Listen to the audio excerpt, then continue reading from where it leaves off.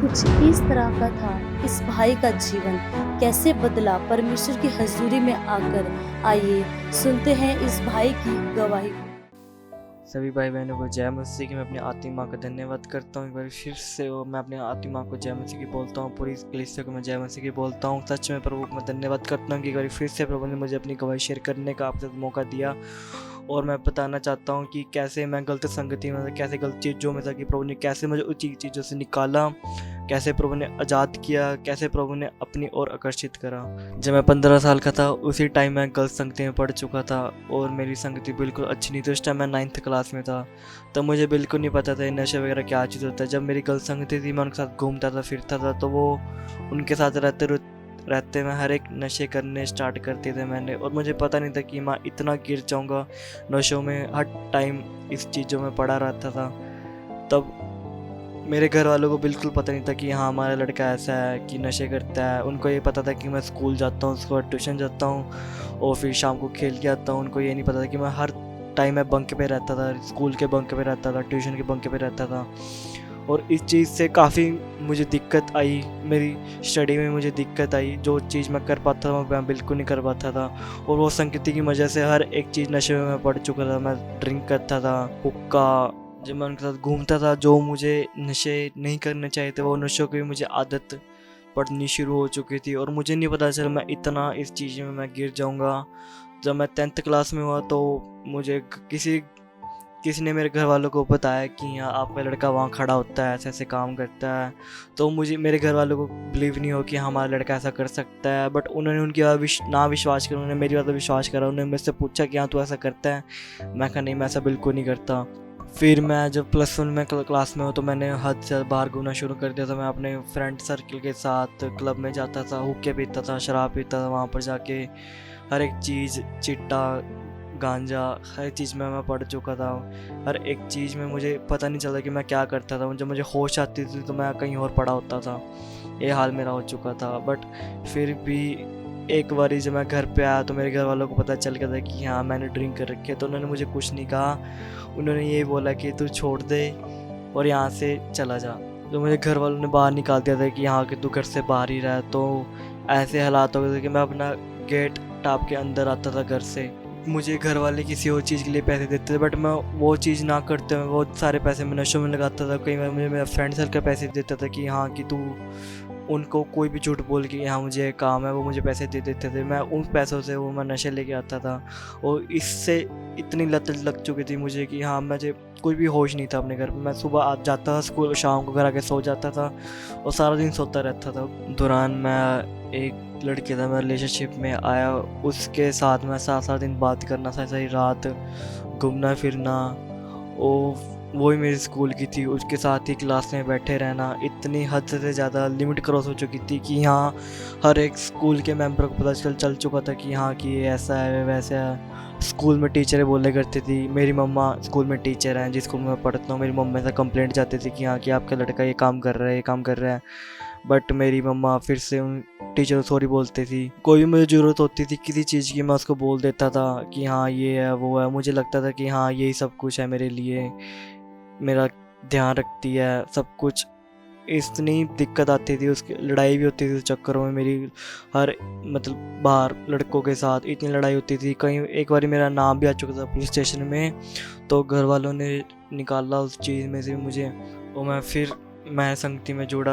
एक दिन मैं चर्च में आया तो मैंने एक यूथ की गवाही सुनी कि हाँ सेम वही प्रॉब्लम थी जो मेरी लाइफ में थी। उसने गवाही को बताया कि मैं कैसे सब चीज़ों से बाहर निकला, कैसे प्रभु ने मेरे जीवन को बदला, कैसे मैं प्रभु के कामों के लिए इस्तेमाल हुआ। उस टाइम मैंने प्रभु के सामने आया, मैं प्रभु से क्षमा मांगी, पश्चाताप किया कि प्रभु जो भी करूँगा तेरे सम्मुख रह के करूँगा। और उस टाइम मैंने अपना मन बिल्कुल बना लिया कि हाँ प्रभु मैं इस पाप से मुझे बाहर निकालो, मैं निकलना चाहता हूँ। और प्रभु ने मुझे उस पाप से बाहर निकाला। बट शैतान ने उस टाइम कोशिश की कि मैं फिर से वो पाप में गिर जाऊँ, फिर से वो दलाइला के स्पिरिट में मैं गिर जाऊँ। बट मेरी संगति थी कि हाँ कि मैं संगति में बना रहता था कि हाँ मैं हर एक मीटिंग में, हर एक यूथ जो भी होती थी, कोई छोटी से छोटी मीटिंग में मैं आता रहता था, मैं चर्च में मैं बना रहता था बिल्कुल। और उसी दौरान मेरा इतना मन स्ट्रॉन्ग हुआ कि प्रभु ने कहा कि हाँ कि तू कर सकता है, तू अलग हो सकता है। तो मैंने उस लड़की को बोला कि हाँ मैं अब तेरे साथ रिलेशन में नहीं रह सकता, ये प्रभु के वचन के खिलाफ़ है। तो मैंने उसको भी प्रभु को सुसमाचार दिया था, पूरा मन बना लिया था कि प्रभु मैं अब तेरे ही राह पे चलूँगा, तेरे वचनों पे चलूँगा। फिर प्रभु ने मुझे खड़े रखा उस चीज़ में, उस चीज़ में मैं लग हुआ, गल संगति से मैं लग हुआ। हर संडे मैं रेगुलर चर्च आना मैंने शुरू कर दिया था, हर एक चीज़ मैंने चर्च में करनी शुरू कर दी थी और मैं प्रभु की सेवा में आ चुका था। मैं सच में मैं प्रभु को धन्यवाद करता हूँ इस गवाही के लिए। सभी भाई बहनों को जय मसीह। प्रभु ने मेरे जीवन में एक बड़ी गवाही को तैयार किया है और कैसे मुझे एक एलर्जी से प्रभु ने आज़ाद किया। जो 3 साल पहले मुझे एलर्जी प्रॉब्लम हुई थी और मैंने एक बार डॉक्टर से चेक करवाया कि डॉक्टर ने बोला कि आप पीजीआई जाओ, इसका इलाज वहीं पर है। तो मेरे घर वाले काफ़ी टेंशन में आ चुके थे कि हाँ कि ये कैसे हो चुका है इसको। तो फिर मैंने एक बार डॉक्टर से फिर से चेक करवाया, उन्होंने बोला कि ये सारी उम्र की है, ये कभी नहीं जा सकती। और मुझे उस एलर्जी की वजह से सिर में मेरे खारिश होती थी, पूरी बॉडी में जख्म हो जाते थे, खून आता था, उनमें खजाता था हर टाइम और पूरी बॉडी में मुंह बच गया था सिर्फ हमारा, वो बाकी बाजू पे, पेट पे, सिर में हर जगह वो एलर्जी फैल चुकी थी। मुझे पता नहीं चला वो कब धीरे धीरे बढ़ती चली गई। जब मैंने दवाइयाँ खानी शुरू की उस चीज़ की तो वो और बढ़ने लगी। तो मैंने पूरी 1 साल दवाइयाँ खाई और उससे मुझे कोई आराम नहीं मिला। बीच में आराम मिल जाता था बट डॉक्टर बोलते थे कि हम कोई गारंटी नहीं ले सकते कि ठीक हो सकती है कि नहीं हो सकती। तो डॉक्टर बोलते थे कि इसका इलाज सिर्फ फॉरेन कंट्री में है और जो इनके इंजेक्शन लगते हैं वो 50,000 के इंजेक्शन होते हैं इसके। हार के जब मैंने दवाइयाँ खानी शुरू कर दी तो मैंने सोचा कि ठीक तो होती नहीं है, तो इतना तंग हो जाता था कि हार के कि हाँ कि सारी उम्र अभी ऐसे ही रहूँगा। कपड़े पाने में काफ़ी दिक्कत करती थी, कोई मैं टाइट यूनिफॉर्म नहीं पा पाता था अपनी। इस एलर्जी की वजह से मुझे बिल्कुल अच्छा नहीं लगता था और मुझे बार बार होने के साथ शर्मिंदगी फील होती थी। मैं किसी घर पे एक दिन ही रुक सकता क्योंकि मैं एक दिन भी ना दवाई लगाऊं तो वो एलर्जी फैल जाती थी और मैं इस वजह से मैं 1 साल पूरा घर से अपने बाहर नहीं निकला। जब मैंने फर्स्ट डॉक्टर से अपने चेक कराया तो उसने बोला कि आप पीजीआई जाओ, बट घर वालों ने अलाउ नहीं किया कि हाँ कि अगर तुम वहाँ जाओगे तो सारी उम्र की दवाइयाँ तुम्हें लग जाएगी।